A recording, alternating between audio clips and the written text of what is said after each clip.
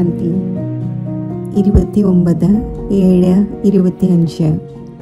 ബാബു പറയുന്നു, മധുരമായ കുട്ടികളെ, ഈ ശരീരത്തിന് വാല്യൂ ഉണ്ടായിരിക്കുന്നത് ഇതിൽ ആത്മാവ് പ്രവേശിക്കുമ്പോഴാണ്. എന്നാൽ അലങ്കാരം ശരീരത്തിനാണ് ഉണ്ടാകുന്നത്, ആത്മാവിനല്ല. ചോദ്യം: കുട്ടികളായ നിങ്ങളുടെ കടമ എന്താണ്? നിങ്ങൾ ഏതൊരു സേവനം ചെയ്യണം? ഉത്തരം: നിങ്ങളുടെ കടമയാണ് തൻ്റെ ഹംജിൻസിനെ, സമാന വിഭാഗത്തിലെ ഉള്ളവർക്ക് നരനിൽ നിന്നും നാരായണനും നാരിയിൽ നിന്നും ലക്ഷ്മിയാകാനുമുള്ള യുക്തി പറഞ്ഞു കൊടുക്കണം. നിങ്ങൾക്ക് ഇപ്പോൾ ഭാരതത്തിൻ്റെ സത്യമായ ആത്മീയ സേവനം ചെയ്യണം. നിങ്ങൾക്ക് ജ്ഞാനത്തിൻ്റെ 3ാമത്തെ നേത്രം ലഭിച്ചിരിക്കുന്നു. അതിനാൽ നിങ്ങളുടെ ബുദ്ധിയും പെരുമാറ്റവും വളരെ റിഫൈനായിരിക്കണം. ആരിലും മോഹം അല്പം പോലും ഉണ്ടാകരുത്. ഗീതം: നയനഹീനർക്ക് വഴി കാണിച്ചു തരൂ. ഓം ശാന്തി. ഡബിൾ ശാന്തി. നിങ്ങൾ കുട്ടികൾ ഓം ശാന്തി എന്ന് റെസ്പോണ്ട് ചെയ്യേണ്ടതാണ്. നമ്മുടെ സ്വധർമ്മമാണ് ശാന്തി. നിങ്ങൾ ഇപ്പോൾ ശാന്തിക്ക് വേണ്ടി എവിടെയും പോവുകയില്ല. മനുഷ്യർ മനസ്സിൻ്റെ ശാന്തിക്ക് വേണ്ടി സന്യാസിമാരുടെ അടുക്കൽ പോകുന്നുവല്ലോ. ഇപ്പോൾ മനസ്സും ബുദ്ധിയുമാകട്ടെ ആത്മാവിൻ്റെ ഓർഗൻസാണ്. ഏതുപോലെ ഈ ശരീരത്തിന് ഓർഗൻസ് ഉണ്ടോ, അതേപോലെ മനസ്സും ബുദ്ധിയും ചക്ഷുവും.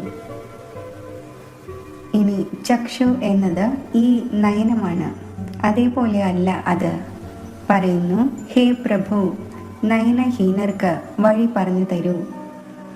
ഇപ്പോൾ പ്രഭു എന്നും ഈശ്വരൻ എന്നും പറയുന്നതിലൂടെ ബാബയുടെ സ്നേഹം വരുന്നില്ല. ബാബയിൽ നിന്നുമാകട്ടെ കുട്ടികൾക്ക് സമ്പത്ത് ലഭിക്കുന്നു. ഇവിടെയാണെങ്കിൽ നിങ്ങൾ ബാബയുടെ മുന്നിലിരിക്കുന്നു, പഠിക്കുകയുമാണ്. നിങ്ങളെ ആര് പഠിപ്പിക്കുന്നു? പരമാത്മാവ് അഥവാ പ്രഭുവാണ് പഠിപ്പിക്കുന്നത് എന്നല്ല നിങ്ങൾ പറയുന്നത്. നിങ്ങൾ പറയും, ശിവ് ബാബ പഠിപ്പിക്കുന്നു. ബാബ എന്ന വാക്ക് തികച്ചും സിമ്പിളാണ്. ബാബ് ദാദയുമാണ്. ആത്മാവിനെ ആത്മാവെന്ന് തന്നെ പറയുന്നു. അതുപോലെ അത് പരമാത്മാവാണ്. ആ ഒന്ന് പറയുന്നു, ഞാൻ പരം ആത്മാ, അതായത് പരമാത്മാ നിങ്ങളുടെ പിതാവാണ്.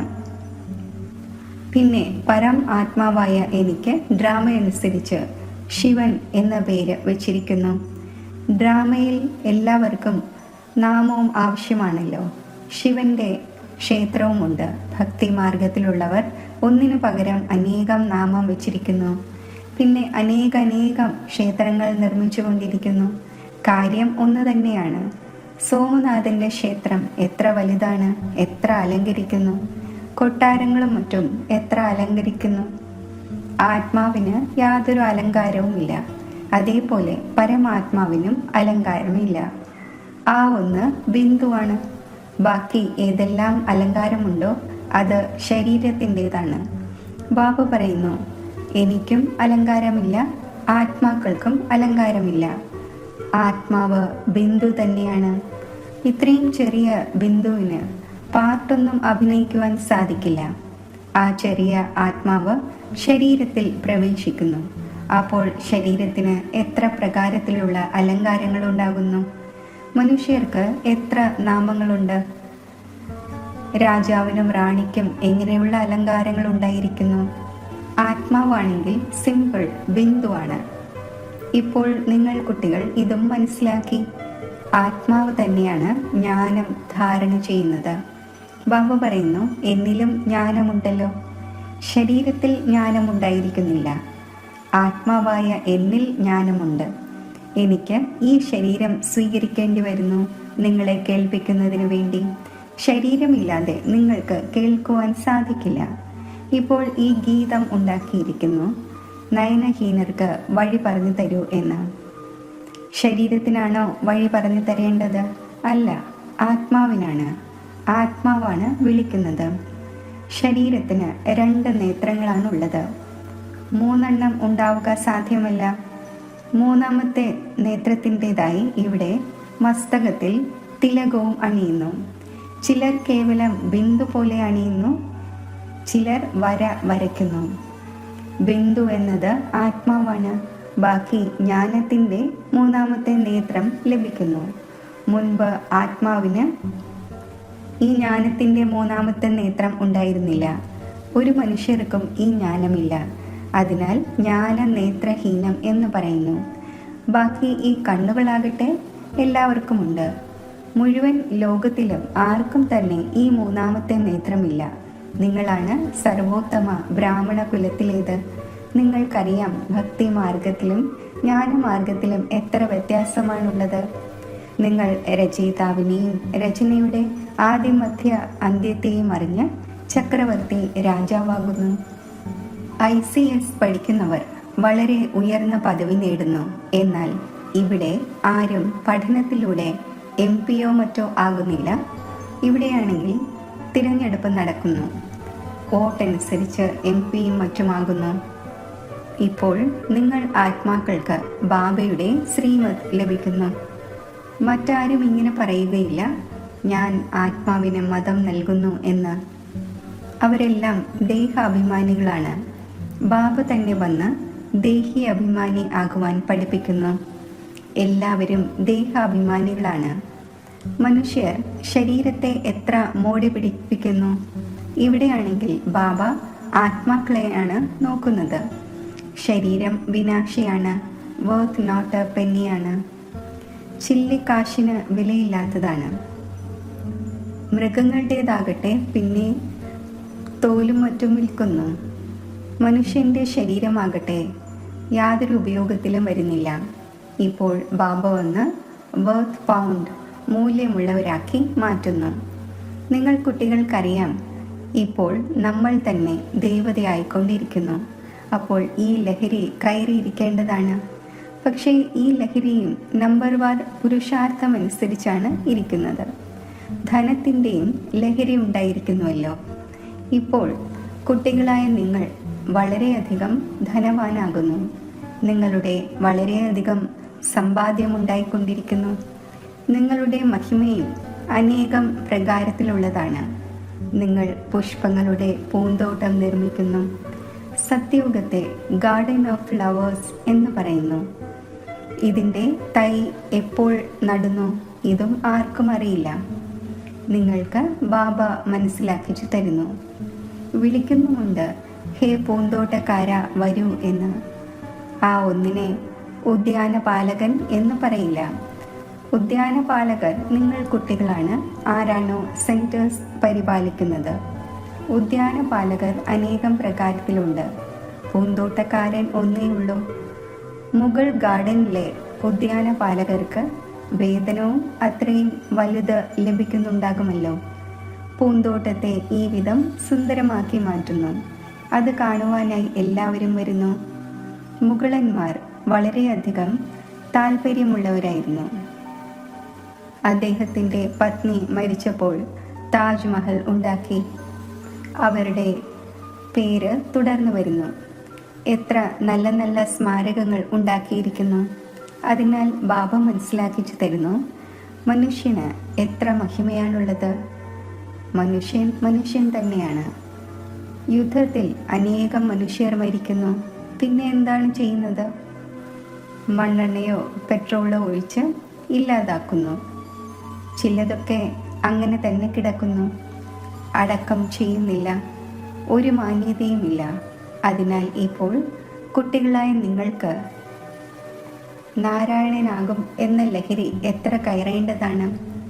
ഇതാണ് വിശ്വത്തിൻ്റെ അധികാരിയുടെ ലഹരി. സത്യനാരായണൻ്റെ കഥയാണ്. അപ്പോൾ തീർച്ചയായും നാരായണൻ തന്നെയാകും. ആത്മാവിന് ജ്ഞാനത്തിൻ്റെ മൂന്നാമത്തെ നേത്രം ലഭിക്കുന്നു. നൽകുന്നത് ബാബയാണ്. മൂന്നാമത്തെ നേത്രത്തിൻ്റെ കഥയുമുണ്ട്. ഇവ എല്ലാത്തിൻ്റെയും അർത്ഥം ബാബ ഇരുന്ന് മനസ്സിലാക്കിച്ചു തരുന്നു. കഥ കേൾക്കുന്നവർ യാതൊന്നും അറിയുന്നില്ല.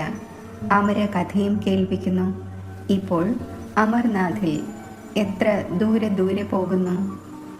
ബാബയാകട്ടെ ഇവിടെ വന്ന് കേൾപ്പിക്കുന്നു. മുകളിലിരുന്ന് കേൾപ്പിക്കുന്നില്ല. അവിടെ ഇരുന്ന് പാർവതിയെ അമര കഥ കേൾപ്പിച്ചിട്ടൊന്നുമില്ല. ഈ കഥകൾ തുടങ്ങിയവ എന്തെല്ലാം ഉണ്ടാക്കിയിട്ടുണ്ടോ ഇതും ഡ്രാമയിൽ അടങ്ങിയിട്ടുണ്ട്, വീണ്ടും ഉണ്ടാകും.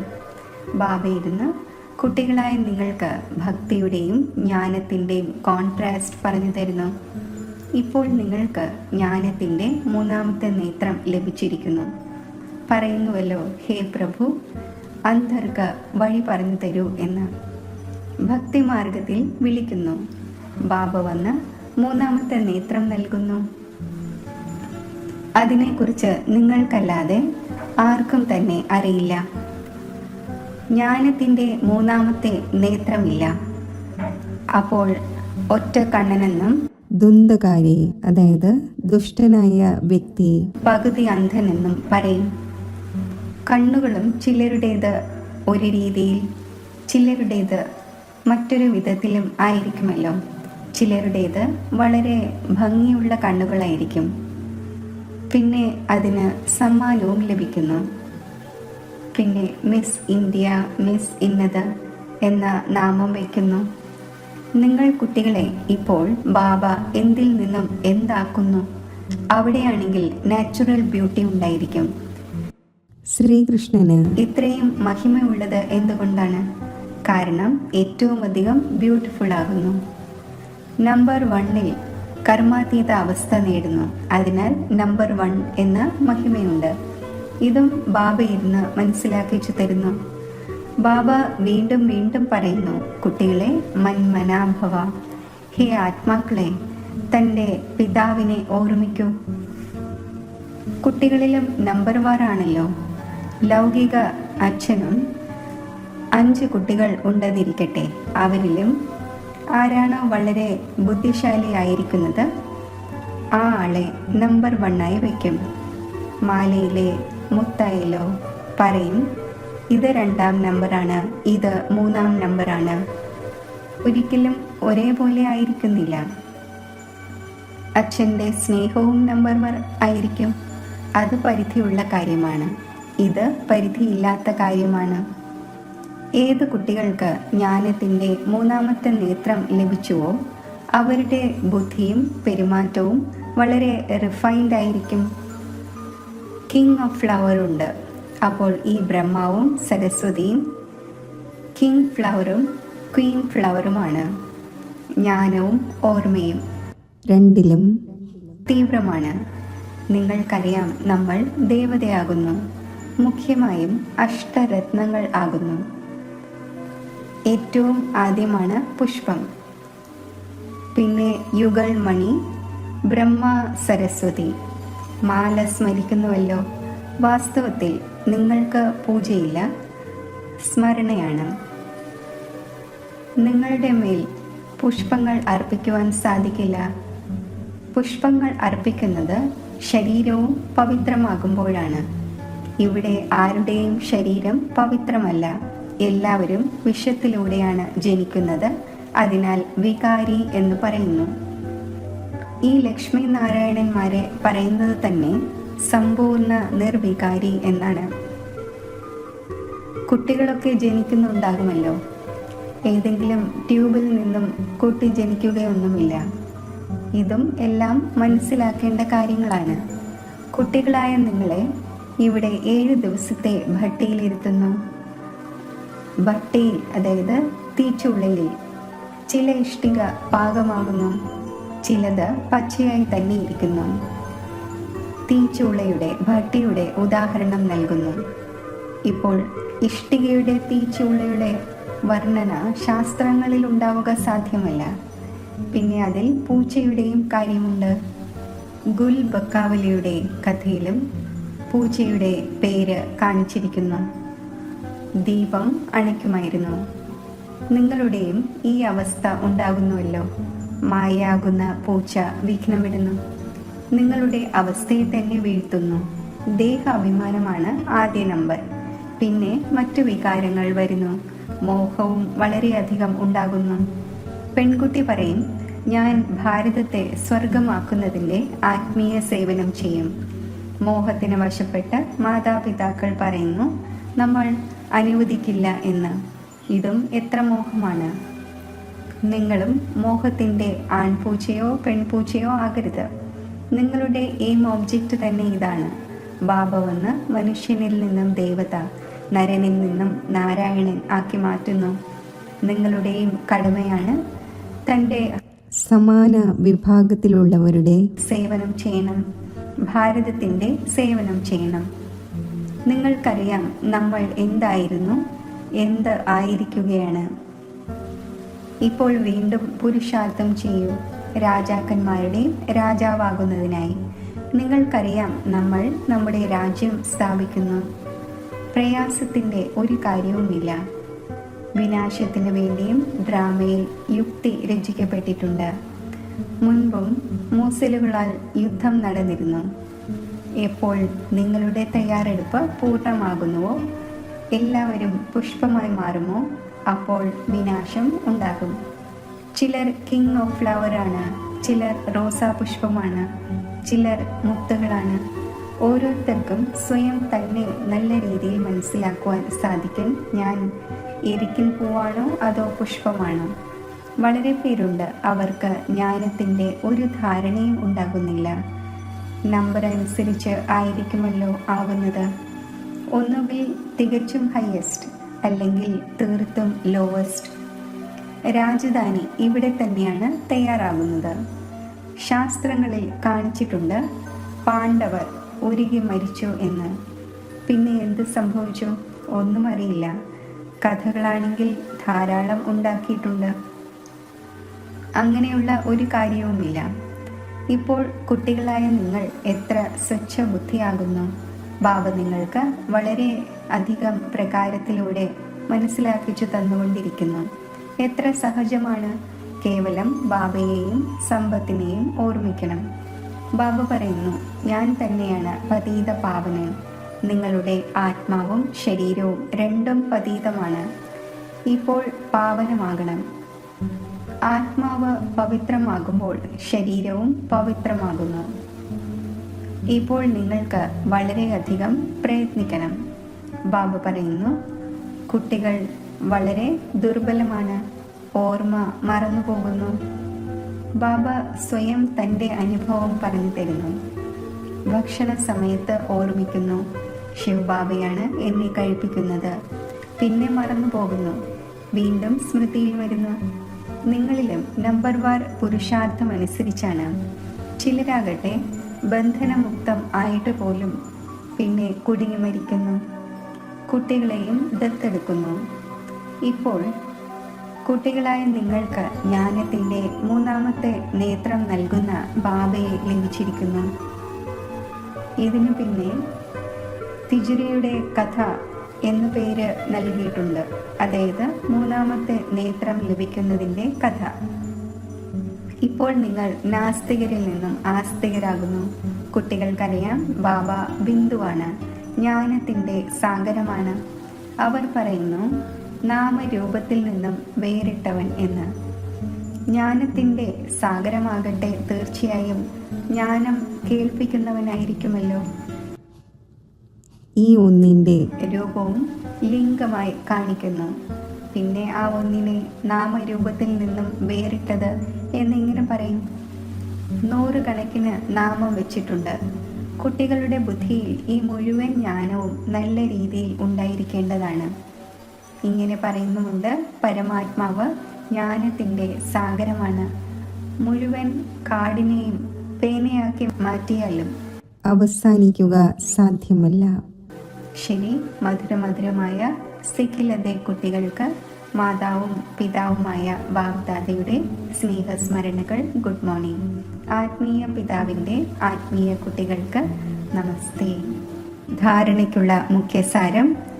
ഇപ്പോൾ നമ്മൾ ബാബയിലൂടെ വർത്ത് പൗണ്ട്, അതായത് മൂല്യമുള്ളവർ ആയിരിക്കുന്നു. നമ്മൾ തന്നെയാണ് ദേവതമാർ ആകുന്നവർ. ഈ നാരായണീ ലഹരിയിലിരിക്കണം. ബന്ധനമുക്തമായി സേവനം ചെയ്യണം. ബന്ധനങ്ങളിൽ കുടുങ്ങരുത്. ജ്ഞാനയോഗത്തിൽ തീവ്രമായി മാതാപിതാവിന് സമാനം കിങ് ഓഫ് ഫ്ലവർ ആകണം. തൻ്റെ സമാന വിഭാഗത്തിലുള്ളവരുടെയും സേവനം ചെയ്യണം. വരദാനം: തൻ്റെ സർവ ഖജനാവുകളും അന്യ ആത്മാക്കളുടെ സേവനത്തിൽ വിനിയോഗിച്ച് സഹയോഗിയാകുന്ന സഹജയോഗിയായി ഭവിക്കട്ടെ. സഹജയോഗി ആകുന്നതിനുള്ള ഉപാധിയാണ് സദാ തൻ്റെ സങ്കല്പത്തിലൂടെയും വാക്കിലൂടെയും ഓരോ കർമ്മത്തിലൂടെയും വിശ്വത്തിലെ സർവ ആത്മാക്കളെ പ്രതിയും സേവാധാരിയായി മനസ്സിലാക്കി സേവനത്തിൽ തന്നെ സർവ്വതും വിനിയോഗിക്കുക. ബ്രാഹ്മണ ജീവിതത്തിൽ ഏതെല്ലാം ശക്തികളുടെ, ഗുണങ്ങളുടെ, ജ്ഞാനത്തിൻ്റെ അഥവാ ശ്രേഷ്ഠ സമ്പാദ്യത്തിൻ്റെ, സമയത്തിൻ്റെ ഖജനാവ് ബാബയിലൂടെ പ്രാപ്തമായോ അവ സേവനത്തിൽ വിനിയോഗിക്കൂ. അതായത് സഹയോഗിയാകൂ. അപ്പോൾ സഹജയോഗിയായി മാറുക തന്നെ ചെയ്യും. എന്നാൽ സഹയോഗി ആകുവാൻ സാധിക്കുന്നത് സമ്പന്നമായവർക്ക് തന്നെയാണ്. സഹയോഗിയാവുക എന്നാൽ മഹാദാനിയാവുക എന്നർത്ഥം. സ്ലോഗൻ: പരിധിയില്ലാത്ത വൈരാഗി ആകൂ. അപ്പോൾ ആകർഷണത്തിൻ്റെ സർവ സംസ്കാരങ്ങളും സഹജമായി തന്നെ ഇല്ലാതായിക്കൊള്ളും. അവ്യക്ത സൂചന: സങ്കല്പങ്ങളുടെ ശക്തി ശേഖരിച്ച് ശ്രേഷ്ഠ സേവനത്തിന് നിമിത്തമാകൂ. ഇതുപോലെ തൻ്റെ സ്ഥൂല കാര്യങ്ങളുടെ പ്രോഗ്രാമിനെ ദിനചര്യ അനുസരിച്ച് സെറ്റ് ചെയ്യുന്നുവോ അതേപോലെ തൻ്റെ മനസ്സാ സമർത്ഥസ്ഥിതിയുടെ പ്രോഗ്രാം സെറ്റ് ചെയ്യൂ. അപ്പോൾ സങ്കല്പശക്തി ശേഖരിക്കപ്പെട്ടുകൊണ്ടിരിക്കും. തൻ്റെ മനസ്സിനെ സമർത്ഥ സങ്കല്പങ്ങളിൽ ബിസിയാക്കി വയ്ക്കുമെങ്കിൽ മനസ്സിന് അപ്സെറ്റ് ആകുന്നതിനുള്ള സമയമേ ലഭിക്കുകയില്ല. മനസ്സ് സദാ സെറ്റ്, അതായത് ഏകാഗ്രമാണെങ്കിൽ സ്വതവേ നല്ല വൈബ്രേഷൻ വ്യാപിക്കുന്നു, സേവനം നടക്കുന്നു. ഓം ശാന്തി.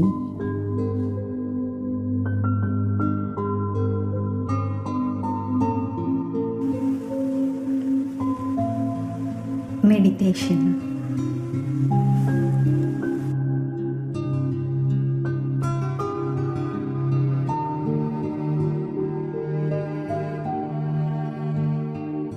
ശാന്തിയാകുന്ന സ്വധർമ്മത്തിൽ സ്ഥിതി ചെയ്തുകൊണ്ട് ഞാൻ ശാന്ത സ്വരൂപ ആത്മാവ് ഒരു സെക്കൻഡിൽ ശാന്തിധാം നിവാസിയാകുന്നു.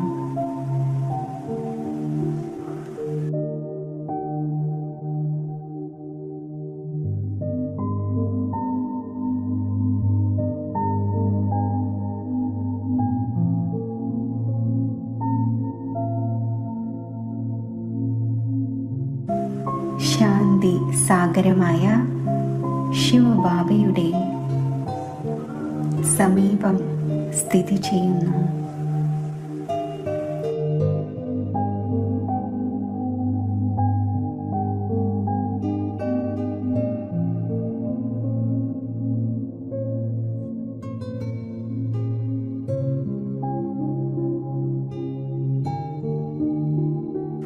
ബാബയിൽ മനസ്സും ബുദ്ധിയും ഏകാഗ്രമാക്കി ശാന്തി സാഗരന്റെ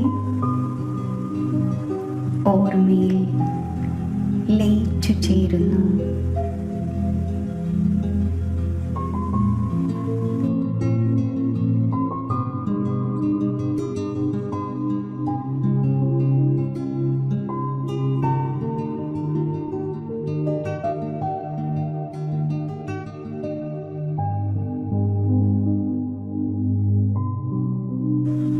പരമമായ ശാന്തിയുടെ അനുഭവത്തിൻ്റെ ആഴങ്ങളിൽ സ്ഥിതി ചെയ്യുന്നു.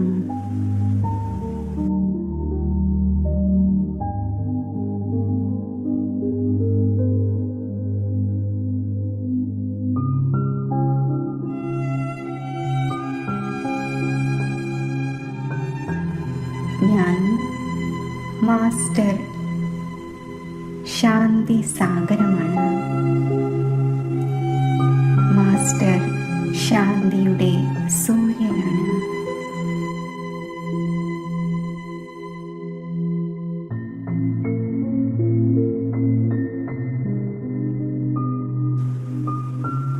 ശാന്തിയുടെ ഈ സർവോന്നതമായ സ്ഥിതിയിൽ സ്ഥിതി ചെയ്തുകൊണ്ട് വിശ്വത്തിലെ ആത്മാക്കൾക്ക് ശാന്തിയുടെ സൂര്യനായി, ശാന്തിയുടെ കിരണങ്ങളുടെ ദാതാവായി ഞാൻ മാറുന്നു.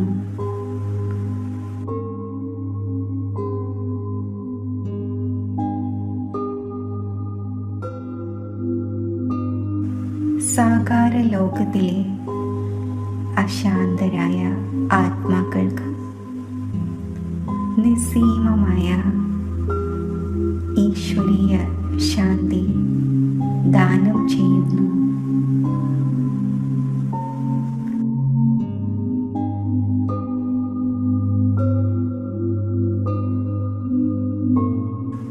ഈശ്വരീയ ശാന്തിയുടെ ഈ ദിവ്യ കിരണങ്ങൾ മനുഷ്യാത്മാക്കളിൽ പതിക്കുമ്പോൾ